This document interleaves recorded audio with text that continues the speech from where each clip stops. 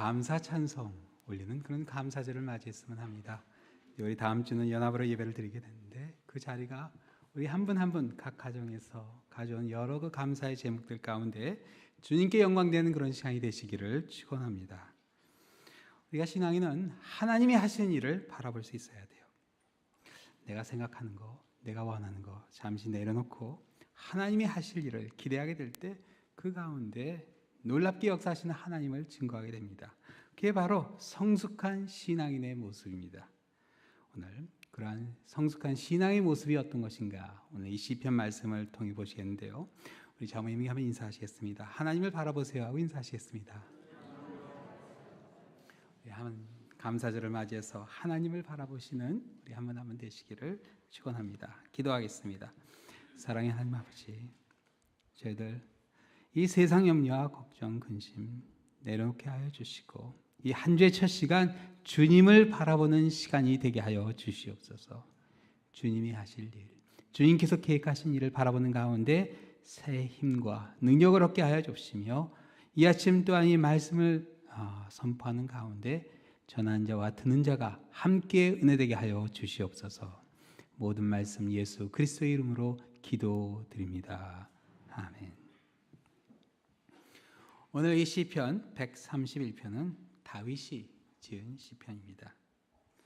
보면 바로 전에 보면 성전에 올라가는 노래라 그렇게 제목이 붙어 있습니다.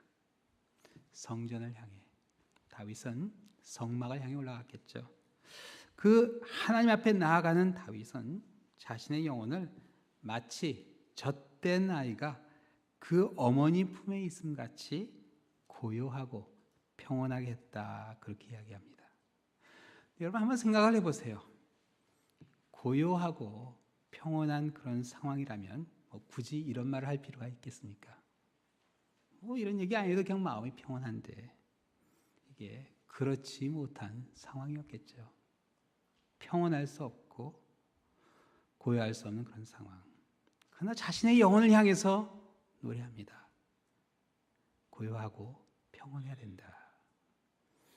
우리 이 시편을 통해서 그 어떤 상황에서도 흔들리지 않았던 다윗의 모습을 우리 그려볼 수 있습니다. 근데 우리가 그런 생각할 수 있어요. 이런 신앙인의 모습은 백향목으로 지은 궁전에 살았던 권세 있는 왕이나 할 수 있는 일이지 나 같은 사람이 할 수 있을까? 그런 생각할 수 있는데 사실 그렇지 않습니다. 사무엘하 15장에 보면요, 다윗이 자신의 아들 압살롬의 반란에 의해서 광야로 도망가는 그런 이야기가 나옵니다. 압살롬이 왕위를 계승할 수 있는 희망이 없어지자 반역을 계획해요. 사무엘하 15장 6절부터 보면 그 시작이 사람들의 마음을 훔치는 것으로부터 시작됩니다. 여러분, 이 도적질 중에 가장 악한 도적질이 사람의 마음을 훔치는 도적질. 이게 사람을 이간하고 또 배신하게 만드는 그런 일이에요. 근데 사실 도적질하는 사람은 나쁘지만 훔친다고 또 뺏기는 사람은 더 어리석은 사람이 아닌가 싶어요. 여러분 지켜야죠. 옆에서 아무리 뭐라고 해도 여러분의 마음을 지켜야 됩니다. 이 사람들의 여론이 얼마나 간사한지 모릅니다. 압살롬이 헤브론에서 왕으로 옹립되었다는 그 소문이 들리자 사람들은 금세 다윗과 압살롬을 놓고 저울질을 합니다. 그리고 많은 사람들의 마음은 이미 압살롬 쪽으로 기울게 됩니다. 압살롬이 예루살렘으로 진군해 온다는 소식을 들은 다윗은 대신들과 함께 광야로 피난길에 오르게 돼요. 얼마나 여러분 기가 막혔겠어요. 다른 사람도 자기 아들이 자기를 죽이려고 왕권을 뺏으려고 쳐들어오는데 얼마나 기가 막혔겠습니까? 그래서 예루살렘에서 이제 내려와서 기드론 시내를 지나서 동쪽으로 광야로 가는데 정말 호박이 덩굴째 들어오는 것 같은 그런 일이 일어나요. 제사장 사독과 아비아달이 레위인들과 법궤를 내고서 다윗을 쫓아온 거예요. 여러분, 이 법궤는요, 누가 진짜 왕인지 보일 수 있는 그런 상징적인 그런 의미가 있을 수 있어요. 여러분, 정말 지푸라기라도 잡고 싶은 그런 심정이었을 텐데 다윗은요, 그 순간 놀라운 일을 합니다. 자기 발로 쫓아와서 자원에서 온 사독과 아비아들을 다시 예루살렘으로 돌려보내요. 그리고 이렇게 일릅니다. 하나님의 교회를 성읍으로 도로 내어 가라. 만일 내가 여호와 앞에서 은혜를 입으면 도로 나를 인도하사 내게 그 교회와 그 계신 데를 보이시리라. 그러나 그가 이와 같이 말씀하시기를 내가 너를 기뻐하지 아니한다 하시면 종이 여기사오니 선히 여기는 대로 내게 행하옵소서 하리라. 내가 선견자가 아니냐? 너는 너의 두 아들 곧 내 아들 아하마스와 아비아달의 아들 요나단을 데리고 평안히 성읍으로 돌아가라. 어떻게 이런 말을 할 수 있을까요? 하나님께 살려달라고 한 번만 더 기회를 해달라고 정말 떼쓰고 부르짖어야 할 그런 상황같이 보이는데 다윗은요, 아버지와 아들 간의 그 싸움에, 집안 싸움에 하나님을 끌어들이지 않습니다. 여러분, 얼마나 많은 경우에 우리의 관계 속에서 일어난 그런 싸움에 하나님을 끌어들인지 몰라요. 너무나 절박한 그런 상황이었지만 다윗은요, 정말 그 가운데 젖된 아이의 평온함과 고요함을 보여줍니다. 어떻게 이럴 수 있었을까? 어떻게 하면 우리도 다윗과 같이 우리의 영혼을 염려와 걱정이 아닌 어머니 품에 안긴 젖된 아이의 평온함과 고요함을 함께 누릴 수 있을 것인가? 오늘 이 본문에 보면요, 다윗은 그러한 일을 하기 위해서 우리가 할 수 있는 세 가지 일을, 그 비결을 가르쳐 줍니다. 첫 번째, 우리가 마음을 교만하게 하면 안 됩니다. 이 교만하다는 말은 국어사전에 보니까 잘난 체하고 뽐내고 건방지다 그런 뜻이 있다고 그러더라고요. 마음을 교만하게 하지 않기 위해서 우리가 해야 할 일인데 일단 주위에 교만한 사람은 피해야 돼요. 시편 40편 4절 말씀입니다. 여호와를 의지하고 교만한 자와 거짓에 치우친 자를 돌아보지 아니하는 자는 복이 있도다. 어떤 사람이 복이 있는 사람이에요? 교만한 자와 거짓에 치우친 자를 돌아보지 않는다. 피하는 겁니다. 이게 가까이 하다 보면요, 어느 한순간 같이 잘난 체하기 시작합니다. 뽐내게 되고 건방진 행동까지 담게 돼요. 사람이기 때문에. 그렇습니다. 이 교만의 끝은요, 항상 똑같아요. 불평, 불만입니다. 어느 한순간 내 입에서 불평, 불만이 나오면 여러분 딱 생각하십니다. 아, 내가 교만해지는구나. 저도 회개할 때가 참 많습니다. 어느 한순간 불평하게 돼요. 하나님께 회개합니다. 내가 또 교만해졌구나. 하나님께 용서를 구해야 됩니다. 교만의 반대는 뭐죠? 겸손이죠. 교만의 끝이 불평이라면 겸손의 끝은 뭘까요? 감사합니다. 겸손한 사람은 항상 감사해요. 작은 것을 놓고도 감사해요. 고마워합니다. 저는 교회 사역을 마치고 절대로 평가회라는 걸 하지 않습니다. 이유가 있어요. 사람들의 교만을 부추기기 때문에 그래요.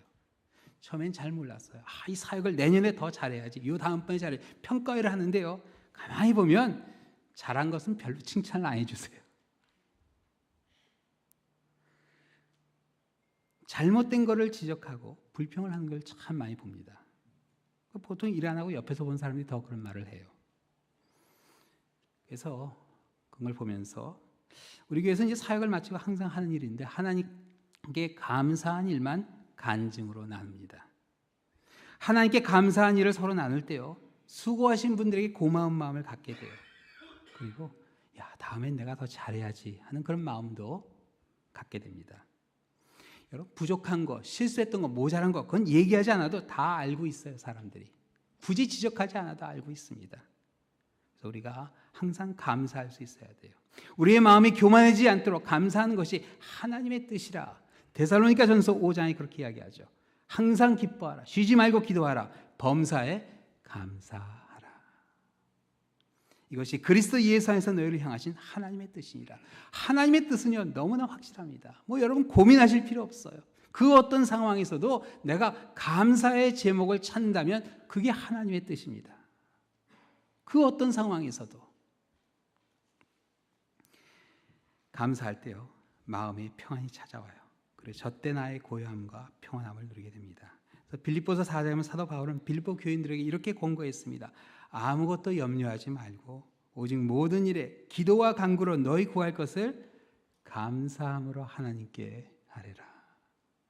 그리하면 모든 지각에 뛰어난 하나님의 평강이 그리스도 예수 안에서 너희 마음과 생각을 지키시리라.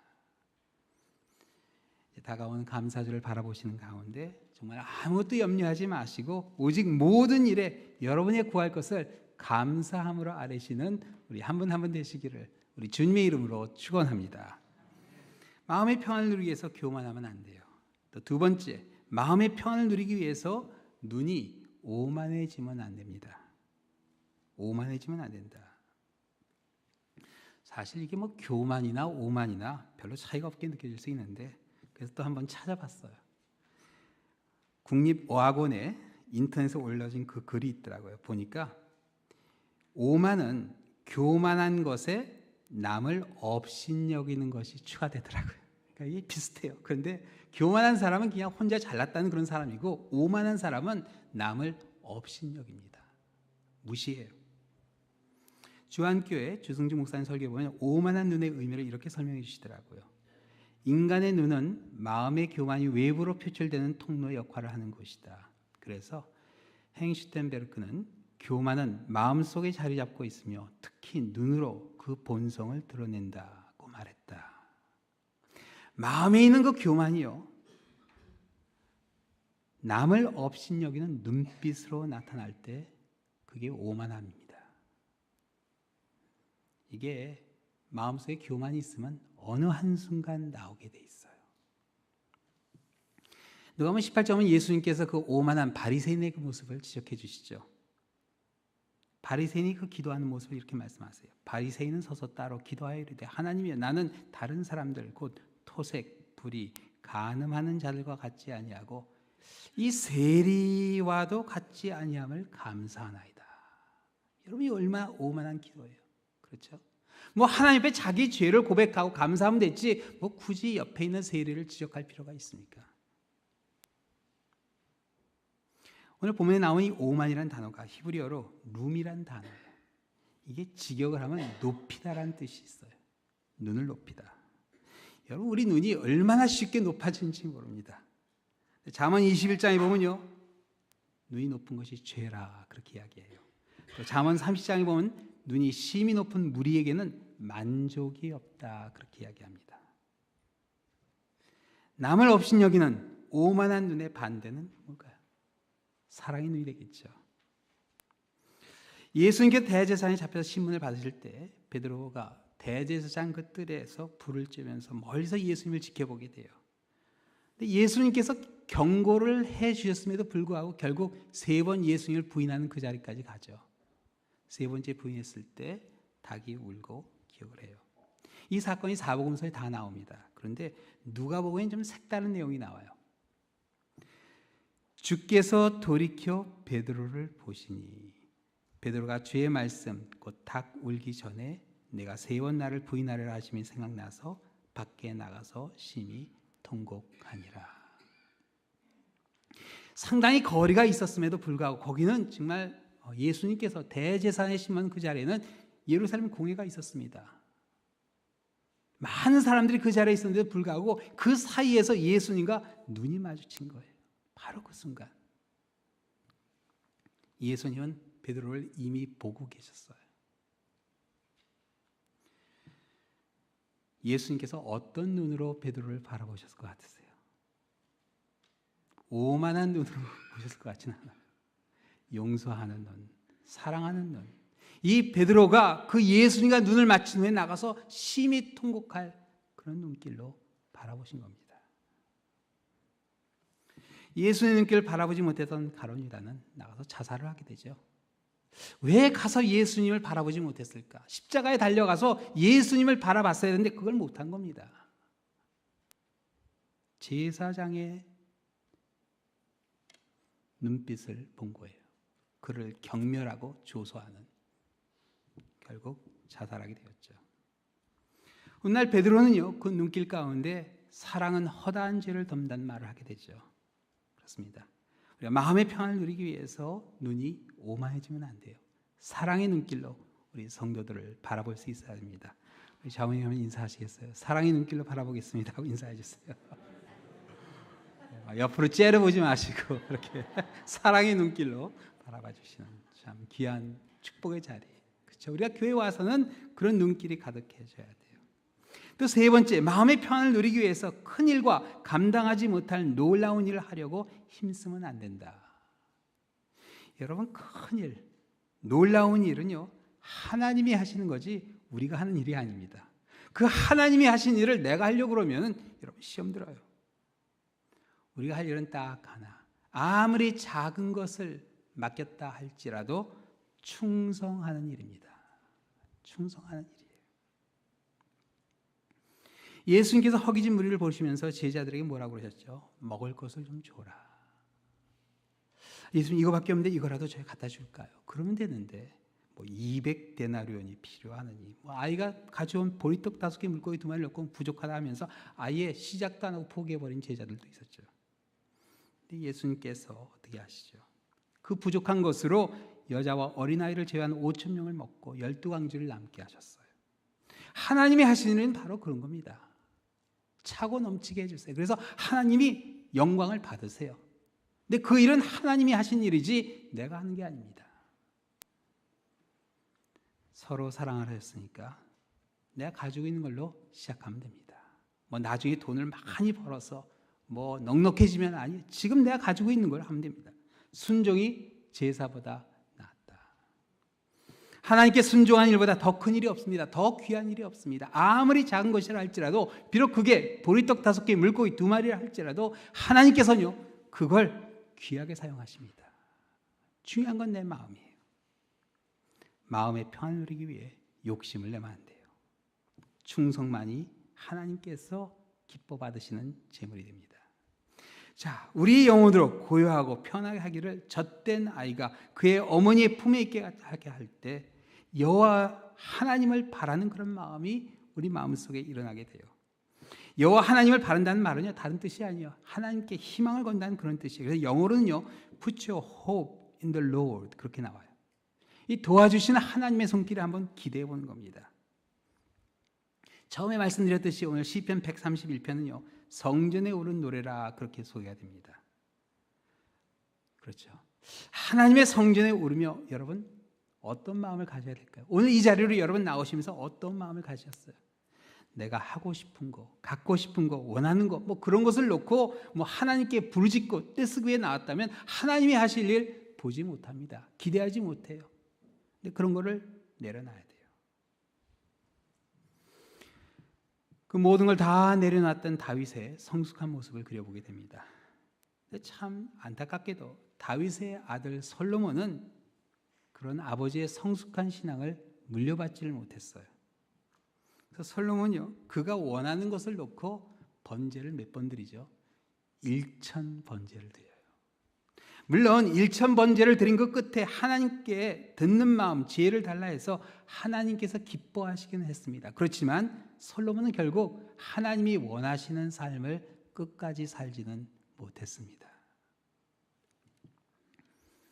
그와 반면에 다윗은요 마지막까지 하나님의 마음에 합한 삶을 살았어요.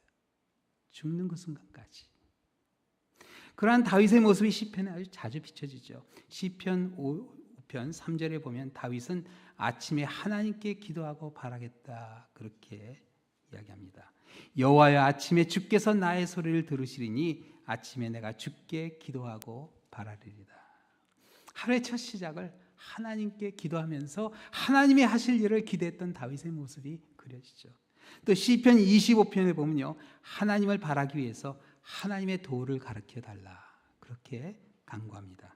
또 시편 31편 마지막에 보면요 하나님을 바라는 자들에게 강하고 담대하라 그렇게 소리쳤습니다. 또 시편 62편에 보면 잠잠히 하나님만 바라는 가운데 구원을 기다리라 그렇게 선포했어요. 또 63편에 보면요 성소에서 하나님을 바라보았다 그렇게 간증합니다. 이러한 다윗의 신앙은요 정말 한치 앞을 내다보지 못했던 그의 그 삶 가운데 만들어진 맺혀진 열매라 할 수 있습니다. 물맷돌을 들고 광야에서 양을 치며 광야에서 사울 왕에게 쫓겨다니며 전쟁터에서 싸우며 다윗은요 그에게 기름 부어 주신 하나님만 바라보게 돼요. 그리고 그 신앙이 죽는 그 순간까지 가게 됩니다. 하나님을 바랐던 다윗은요 그 어느 한순간 그를 죽이려 했던 해하려 했던 그 모든 원수들이 다 사라져 버렸음을 보게 됩니다. 그리고 더 이상 광야가 아닌 백향목으로 지은 궁전에 살고 있는 자신의 모습을 발견합니다. 그렇습니다. 하나님께서 어느 한순간 그런 역사를 해주세요. 우리의 믿음은요 우리가 원하는 것을 받는 가운데 성장하는 것이 아니라 하나님의 손길을 바라는 가운데 성장합니다. 하나님께서 어떤 일을 하실지 기대하는 그 가운데 하나님께서 역사하여 주시고 보여주세요. 하나님의 살아계심을. 그래서 예레미야서 29장에 보면 하나님께서 예레미야 선지자를 통해서 바벨론으로 굴비역듯 묶여서 잡혀가는 이스라엘 백성들에게 약속해 주시죠. 여호와의 말씀이라 너희를 향한 나의 생각을 내가 하나니 평안이요 재앙이 아니니라 너에게 미래와 희망을 주는 것이라.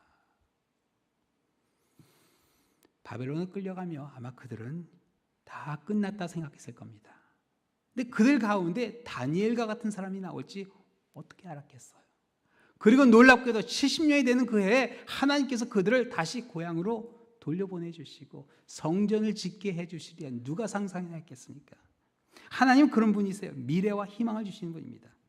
여러분 하나님께서 여러분의 삶 가운데 어떤 미래와 희망을 주실지 기대되지 않으세요? 가끔 힘든 일이 있으면요 항상 하는 게 있어요. 하나님께서 1년 후에 나에게 어떤 희망과 미래를 주실까? 내가 1년 후에는 어떤 일을 할까 한번 기대해 보게 돼요. 그런데 정말 한 번도 하나님께서 실망하게 하신 적은 없어요. 놀랍게 역사하세요. 미래와 희망을 주시는 하나님이세요. 우리 이 아침 다윗의 신앙을 한번 본받았으면 합니다. 하나님을 바라는 이 마음. 우리 지난번 우리 교회에서 뉴오픈 노회를 할 때 개회 예배 때 부른 찬송이 있습니다. 이번에 우리 미국 장로교에서 찬송가가 새로 나왔습니다. 항상 미국 장로 찬송가에는 여러 그런 언어의 그 찬송이 나오는데 예전에 뭐 죄짐 맡은 우리 구주, 주 하나님 지으신 모든 세계 뭐 그런 찬양이 한국말로 들어가 있었는데 이번에는 새로 들어갔는데 주만 바랄지다가 들어갔더라고요. 얼마나 반가웠는지 몰라요. 우리 찬양에는 안 들어가 있는데 우리 미국 장로 찬양에 들어가 있더라고요. 그래서 오신 모든 우리 총대들과 함께 불렀어요. 주만 바랄지라. 하나님의 사랑을 사모하는 자, 하나님의 평안을 바라보는 자, 너의 모든 것 창조하신 우리 주님이 너를 얼마나 사랑하시는지. 여러분 이 가사가 정말 가슴 설레지 않았어요? 너를 얼마나 사랑하시는지. 하나님께 찬양과 경배하는 자, 하나님의 선하심을 닮아가는 자, 너의 모든 것 창조하신 우리 주님이 너를 자녀 삼으셨네. 하나님 사랑의 눈으로 너를 어느 때나 바라보시고 하나님이 인자한 귀로서 언제나 너에게 기울이시니 어두움에 밝은 빛을 비춰주시고 너의 작은 신음에도 응답하시니 너는 어느 곳에 있든지 주를 향하고 주만 바라볼지라. 그렇습니다. 우리 신앙의 선배들에게는 일제강점기와 또 6.25가 있었다면 사실 우리에게는 IMF가 있죠. 얼마나 많은 가정들이 깨지고 또 얼마나 많은 분들이 어려움 가운데 있었습니까? 근데 아마 그 시대에 많은 분들에게 희망을 주고 힘을 줬던 찬양 뽑으라면 이 찬양이 아닐까 싶어요. 주만 바랄지라. 이제 감사절을 바라보는 가운데 여러분의 영혼으로 고요하고 평안하게 하기를 젖된 아이가 그 어머니의 품에 있음 같게 하시는 가운데 다윗과 같이 인생의 모든 것을 하나님께 맡기는 가운데 하나님이 약속하시는 미래와 희망을 보시는 우리 여러분 각 가정이 되시기를 우리 주님의 이름으로 축원합니다. 기도하시겠습니다. 사랑의 하나님 아버지, 저희들 이 이민생활 유학생활 가운데 어느 한순간 우리의 소망과 희망들이 다 사그러져 버릴 때가 있습니다. 아버지, 그러나 역사하시는 하나님의 손길을 바라보며 우리 영혼을 고요하게 하여 주시고 평온하게 하여 주시며 주님이 하실 일을 기대하는 우리 하루하루의 삶이 되게 하여 주시옵소서. 모든 말씀 예수 그리스도의 이름으로 기도드립니다. 아멘.